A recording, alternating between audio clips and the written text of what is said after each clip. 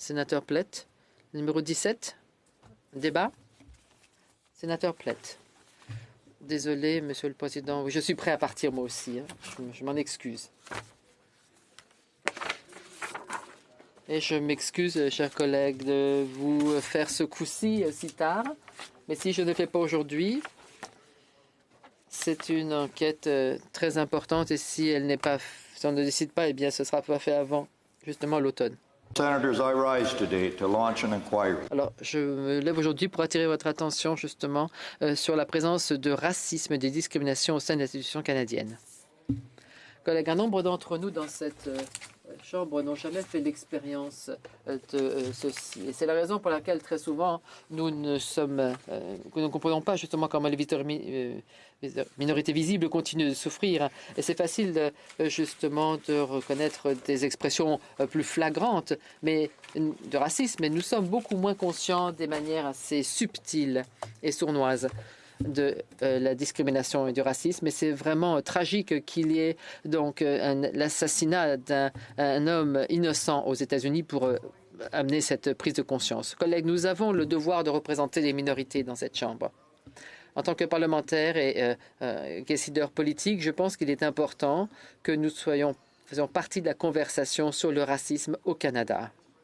Et c'est pour cette raison que je vous propose cette enquête ou cette interpellation plutôt au Canada. Nous avions justement un débat d'urgence présenté par le sénateur Moody et j'ai suivi avec intérêt les débats. Et aujourd'hui, nous avons eu le comité plénier sur le même sujet.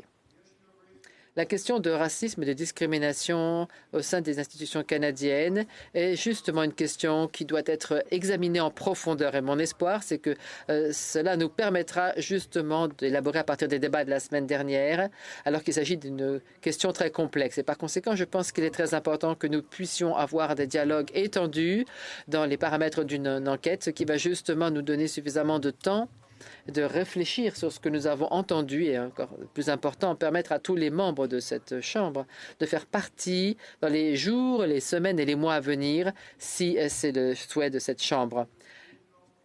Il y a des perspectives régionales uniques qui seront tout à fait essentielles pour bien comprendre la portée et la prévalence du racisme et de la discrimination basée sur la race au Canada. En tant que parlementaires, nous avons justement cette plateforme et nous donne aussi une responsabilité, ce qui est encore plus important, d'être la voix des personnes sous-représentées et des groupes sous-représentés. Cette responsabilité n'inclut pas de parler de choses de platitude ou d'avoir souvent peut-être des présentations condescendantes ou de produire un autre rapport qui ne va faire que ramasser de la poussière sur les étagères. Il est important à travers le pays d'avoir cette conversation difficile, même lorsque les gens sont mal à l'aise. La liberté d'avoir ces conversations est fondamentale.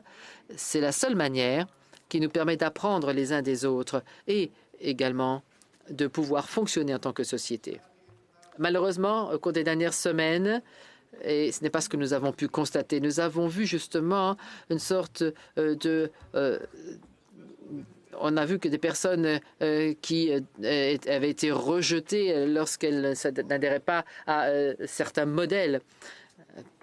Et lorsque l'on doit retirer, par exemple, des statues, la remise en question également de certains personnages historiques, et lorsque l'on parle de la question liée à l'identité d'un groupe, et lorsque quelqu'un remet en question également la question du racisme systémique, ou qui n'est pas d'accord avec un type de protestation, de manifestation, cette personne ne devrait pas être simplement mise de côté. Comment est-ce qu'on peut s'attendre à s'éduquer les uns les autres et apprendre les uns des autres lorsque l'on retire certaines personnes des conversations? Le Sénat est justement un endroit qui doit avoir justement la possibilité de tenir de telles discussions difficiles. Ça a été conçu justement pour penser de manière claire, avec le recul nécessaire pour avoir toute la diversité des points de vue qui puissent s'exprimer. Alors que nous participons à cette discussion importante, il faut nous donner les uns aux autres le bénéfice du doute. Soyons vraiment ouverts à avoir ces discussions difficiles. Et en tant que justement Peter Robert, qui était un porte-parole, a dit lorsque l'on évite des conversations difficiles, eh bien en fait on essaye souvent d'échanger peut-être un petit inconfort à court terme à des problèmes à plus long terme. Alors il y a beaucoup de choses que nous pouvons certainement regarder dans notre passé, le Canada et toutes les nations, mais nous avons aussi des zones d'ombre et la lutte pour l'égalité, eh bien depuis le début. Ce qui fait le Canada exceptionnel, toutefois, c'est la croissance, le progrès, le désir d'apprendre, de reconnaître nos erreurs et également la volonté de changer. Avant la Confédération en 1867, un grand nombre de personnes ont été amenées vers ce nouveau pays en cherchant une certaine liberté contre la persécution et la chance d'avoir une meilleure vie. L'arrivée des colons européens et les déplacements et l'assimilation des peuples autochtones qui en a suivi. Il y a eu une lutte aussi entre les protestants de Grande-Bretagne et les catholiques de France pour le contrôle du Canada. Eh bien, ce sont toutes des tensions et des luttes qui ont été bien documentées. Et il y avait certainement un long chemin avant de pouvoir gérer ces divisions et de parvenir à l'unité, à l'égalité et à l'équité. La mise en place de traités, l'abolition de l'esclavage, le mouvement des suffragettes qui a octroyé aux femmes le droit de vote, c'était les premières étapes pour essayer justement de créer une sorte d'unité. Les droits des travailleurs et des travailleuses également pendant la Première Guerre mondiale, où il y a eu des manifestations dans les rues qui ont amené au droit d'avoir des conditions de travail sécuritaires et également d'avoir un salaire qui vous permette de subvenir. Et lorsque l'on voit aujourd'hui, c'est ce que l'on retrouve à travers le monde, bien sûr, ce racisme, et qu'il est impossible de vraiment prendre en considération et de comprendre toutes les expériences dans ce domaine. J'aimerais vous présenter quelques exemples en fonction de politiques historiques ou décisions qui étaient donc justement enracinés dans, par exemple, des pratiques racistes au sein des forces de police qui a été reconnues par le Canada. Donc, il y a eu la taxe donc en 1885 et 1923 pour les immigrants venant de Chine et afin de diminuer ceci. Et le Premier ministre Harper a justement présenté ses excuses donc le 22 juin 2006. Gata Maru, un bateau qui avait 376 immigrants venant d'Inde, a été interdit d'être à quai, d'être arrimé à quai en 1914 parce que les passagers étaient des Sikhs. Les personnes d'origine ukrainienne ont été considérés comme des ennemis pendant la Première Guerre mondiale. Ils ont été dans des camps de travail. Ensuite, un autre bateau qui transportait donc 907 réfugiés allemands juifs qui sont arrivés dans les eaux canadiennes en 1939 après s'être vu refuser l'entrée aux États-Unis et à Cuba. Et également, ils ont été refusés d'entrer au Canada. Le bateau retourné en Europe où au moins 255 de ses passagers sont morts dans l'Holocauste. Également aussi l'emprisonnement, la relocalisation, la confiscation de propriétés, la déportation également des Canadiens japonais et italiens entre 1939 et 1945. Et en ce qui concerne les populations autochtones, nous devrions noter que la loi sur les Indiens n'a été changée qu'en 1960 pour permettre au peuple des Premières Nations de pouvoir voter lors des élections fédérales sans perdre leur statut juridique d'Indien. Et nous connaissons vraiment aussi tout l'impact du système des pensionnats indiens sur la population autochtone. Chers collègues, ce n'est pas une liste exhaustive, bien sûr. Et si nous regardons à ces moments sombres de notre histoire, ça nous présente certainement des choses difficiles, mais je pense que c'est important dans ce contexte de comprendre ceci alors que nous allons nous engager dans cette discussion essentielle. Comme je l'ai dit auparavant, ceux qui n'ont pas tiré donc les leçons de l'histoire vont la répéter, les erreurs de l'histoire. Où en sommes-nous maintenant? D'après Statistique Canada, en 1879, le premier recensement après la Confédération, il y avait à peu près 20 origines qui avaient été identifiées dans la population et en 2016, plus de 250 origines ont été notées avec 41% de la population qui ont plus d'une origine. Plus de 2 millions de personnes se sont donc identifiées comme étant d'origine autochtone. Chers collègues, ces chiffres sont importants parce qu'ils nous présentent le portrait de qui nous sommes en tant que nation.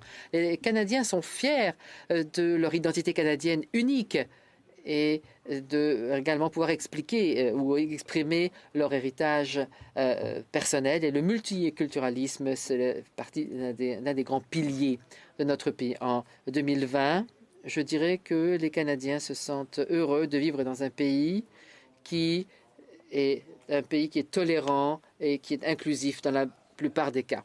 Ceci dit, le 25 mai 2020, exactement il y a un mois aujourd'hui, les yeux du monde se sont ouverts et sont restés ouverts sur le travail que nous devons faire, y compris ici chez nous.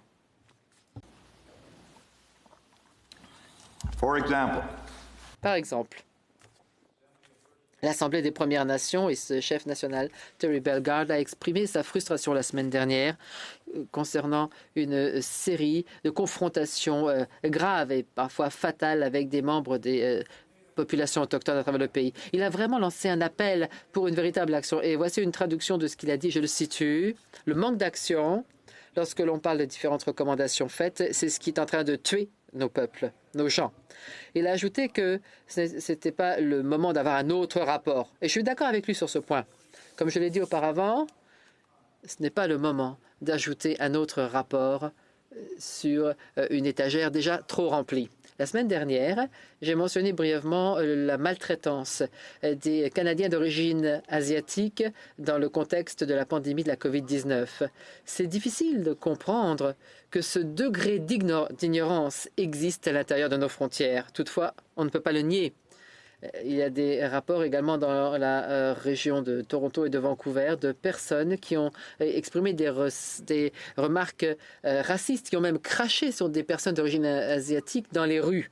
Et les services de police de Vancouver ont vu qu'il y avait une augmentation de 600% de signalements de propos haineux pour la communauté asiatique. Il n'y a vraiment aucun espace ici au Canada pour ce genre de discrimination. Et d'après aussi un article de la presse canadienne, un grand nombre dit qu'en fait les crimes haineux ont augmenté de manière importante en 2017, alors avec notamment des incidents envers les personnes noires, les personnes juives et les personnes musulmanes. Et on a vu qu'il y a une augmentation des crimes haineux depuis 2014 au Canada. Et c'était une augmentation de 47% en 2017. Augmentation incroyable. Les dernières données montrent que ces chiffres sont restés élevés. Dans le même article, on note également qu'en 2017, il y avait plus de 700 crimes qui avaient été signalés. Ce sont uniquement ceux qui ont été signalés. Mais il y a eu combien d'autres crimes haineux qui se sont produits sans avoir fait l'objet d'un signalement? C'est vraiment catastrophique de voir que pour chacun de ces crimes, les Canadiens ont été ciblés à cause de leur couleur, de leur race, de leurs croyances religieuses, de leur orientation sexuelle. Et trop souvent, les victimes de discrimination et de racisme souffrent en silence. Malheureusement, notre gouvernement présent, lorsqu'il parle beaucoup d'égalité, ils n'ont pas encore vraiment donné confiance au public canadien que de vraies solutions se pointent à l'horizon.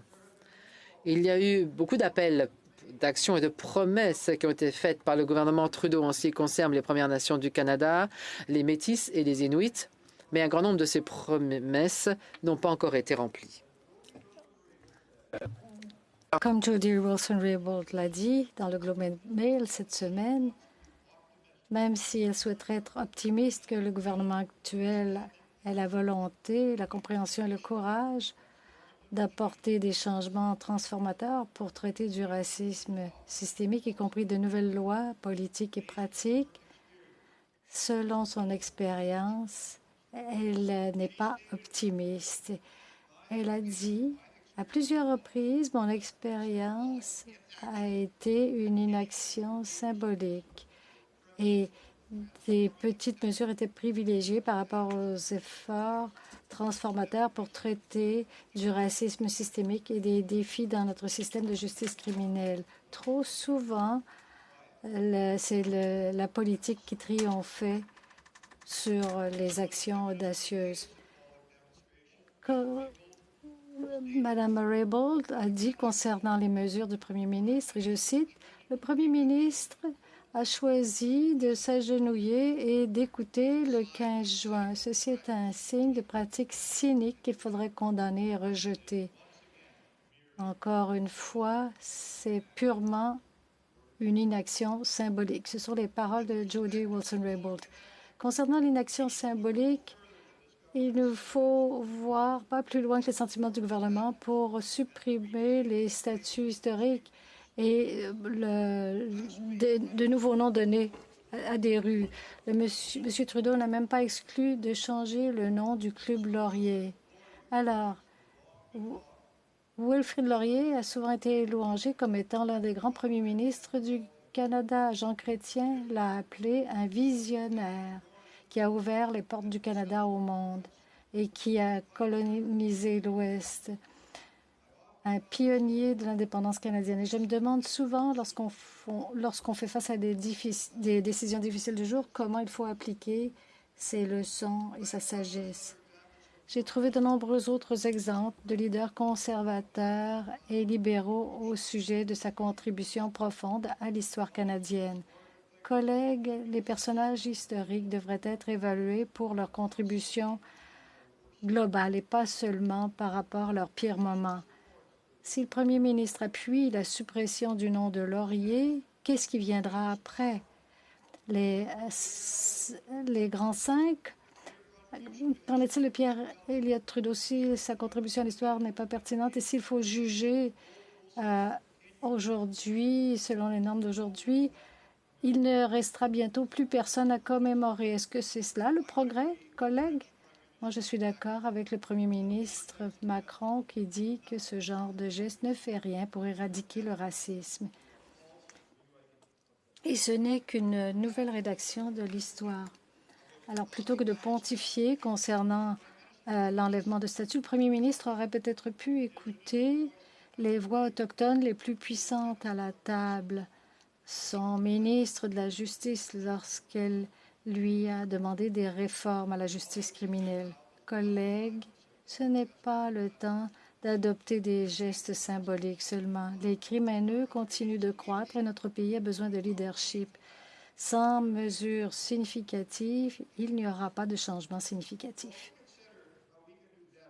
Alors qu'on se demande comment on peut mieux performer en tant que société et comment nous pouvons progresser, il est important de voir le Canada dans le contexte mondial. Comme Rex Murphy l'a dit récemment, et je le cite, la plupart des Canadiens, la majorité en fait, sont horrifiés par le racisme et n'y participeraient jamais.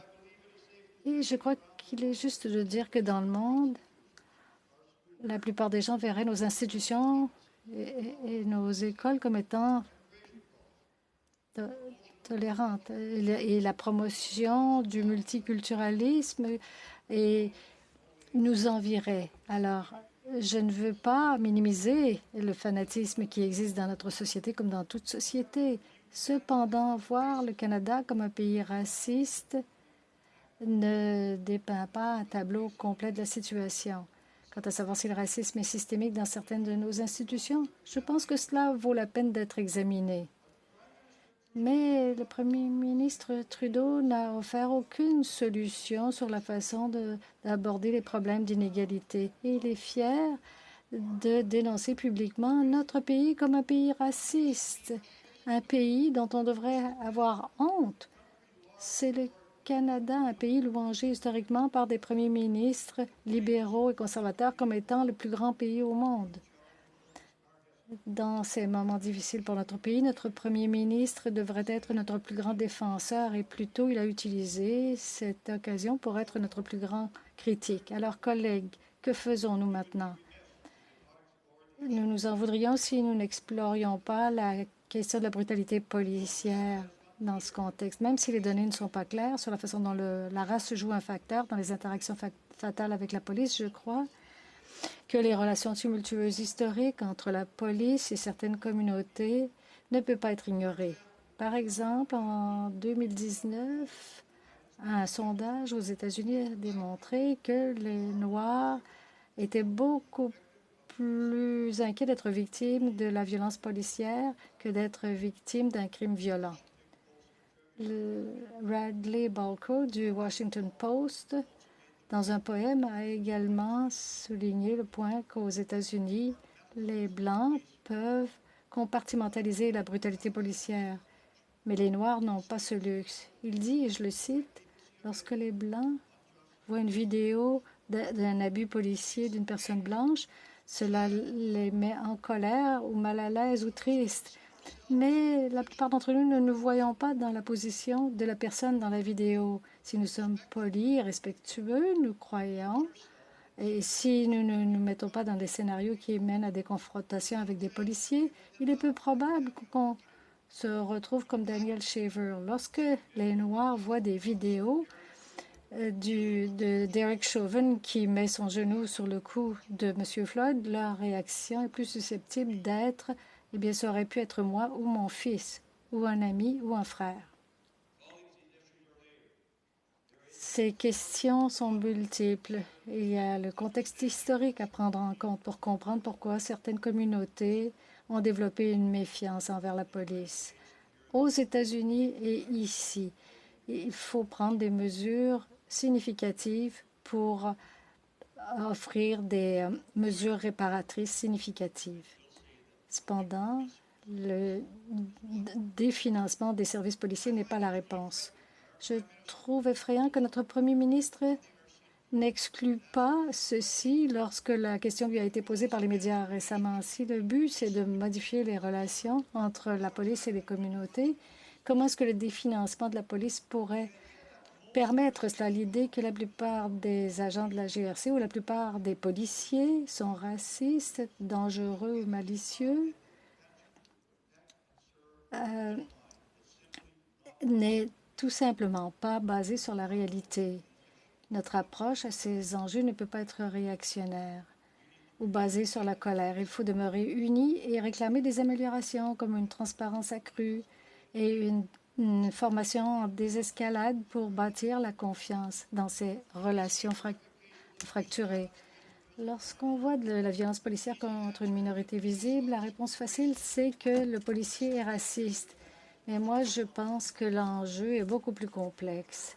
En se préparant pour cette enquête, je suis allée voir le rapport de l'autre endroit préparé par le Comité permanent sur le patrimoine de février 2018 intitulé « Prenons des mesures contre le racisme historique et la discrimination religieuse, y compris l'islamophobie ».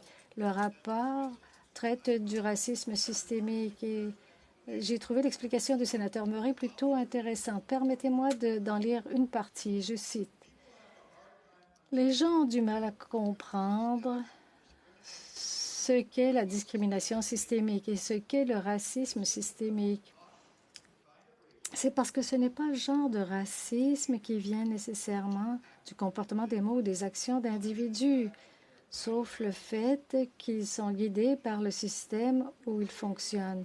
La phrase que j'aime toujours utiliser, c'est que le racisme systémique est le racisme qui reste lorsqu'on s'est débarrassé du raciste. Lorsqu'on s'est débarrassé du raciste dans le système judiciaire, par exemple, vous avez encore du racisme perpétré par le système judiciaire.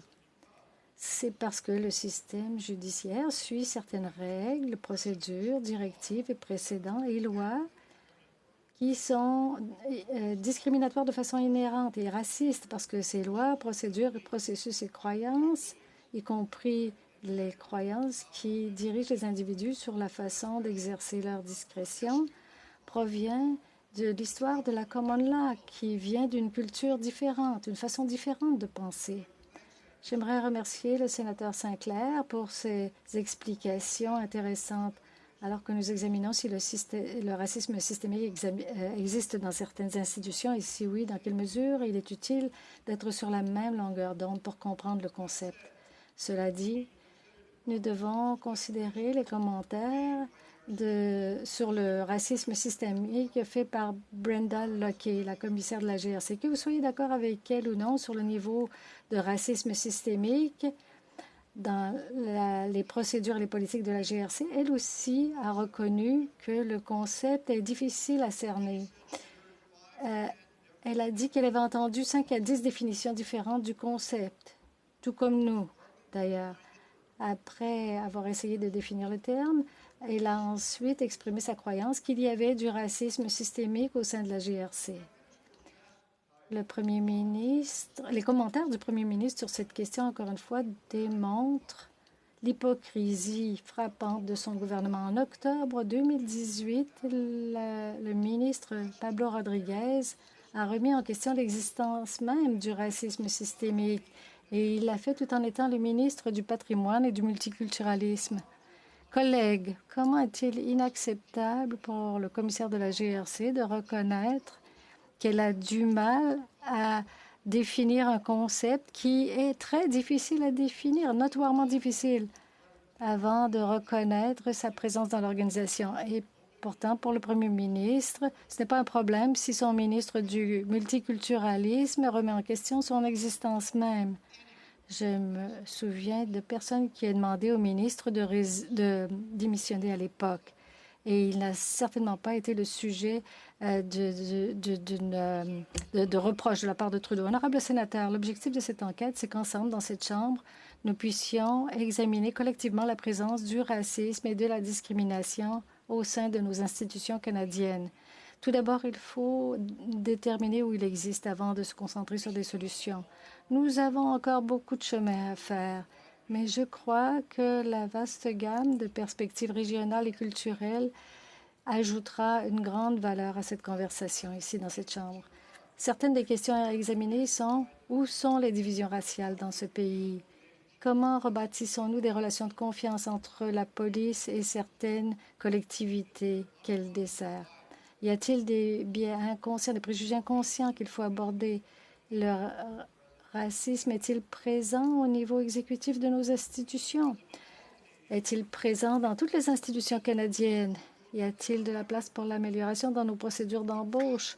Quels sont les facteurs qui ont mené à de telles disparités de revenus dans notre pays? Y a-t-il des systèmes en place qui nous guident vers une discrimination des individus? Ce ne sont là que quelques-unes des questions que nous explorerons, j'espère, pendant cette enquête. Alors, en résumé, avec des philosophies très différentes et des idéologies différentes gouvernant la façon dont nous voyons le monde ici et abordant des solutions aux problèmes auxquels nous faisons face, nous nous sommes réunis pour voir comment nous pouvons réaliser l'égalité au Canada. Et c'est cela, collègues, qui fait que le Canada est un pays unique sur la scène mondiale. Le fait que nous essayons constamment de nous améliorer, c'est cela qui fait du Canada un pays dont il faut être fier. Collègues, cela fait 57 ans que Martin Luther King a fait son discours « I have a dream ». Ce discours est encore entendu aujourd'hui. Aujourd'hui, on peut dire « J'ai un rêve que mes 4 petits-enfants, un jour, vivront dans un pays où ils ne seront pas jugés par la couleur de leur peau, mais par leur caractère, le contenu de leur caractère. J'ai un rêve aujourd'hui. » Pourquoi ces mots sont-ils aussi percutants? Eh bien, c'est parce qu'ils révèlent une vérité inconfortable, qu'il y a des croyances racistes chez certains de notre société qui auront une incidence sur la façon dont les minorités visibles évolueront dans ce monde. La raison pour laquelle ces mots sont encore aussi percutants aujourd'hui, c'est parce que même si nous avons réalisé des progrès importants, ceci est encore la réalité. Honorable sénateur, il est tragique qu'il faille un tel exemple de brutalité policière pour ouvrir les portes sur cette conversation due depuis longtemps. Cependant, il y a des périls à comparer cela à la cause Weinstein. Il y a eu de nombreuses discussions qui ont eu lieu à l'époque et qui continuent d'avoir lieu. Ces conversations étaient désagréables. Il y avait beaucoup de désaccords et pourtant, ces conversations ont mené à un apprentissage et finalement des changements significatifs. De même, nous avons l'occasion maintenant d'écouter et d'entendre des groupes de notre société qui se sentent sous-évalués et non respectés. Le fait qu'il y a ceux qui luttent encore pour un traitement égal en vertu de la loi et qui estiment qu'ils ne sont pas des membres à part entière de la société simplement à cause de la couleur de leur peau veut dire qu'il reste encore beaucoup de chemin à faire. beaucoup de travail à faire et j'espère sincèrement que nous pourrons poursuivre ce legs de progrès pour lequel le Canada est réputé mondialement et que nous allons saisir ce moment essentiel de notre histoire. Je vais conclure par ceci, collègues. Il s'agit d'une citation de la Bible. Ceci, collègues, c'est notre obligation de se tenir debout pour ceux qui ont le cœur brisé et qui ont l'esprit brisé également. Merci.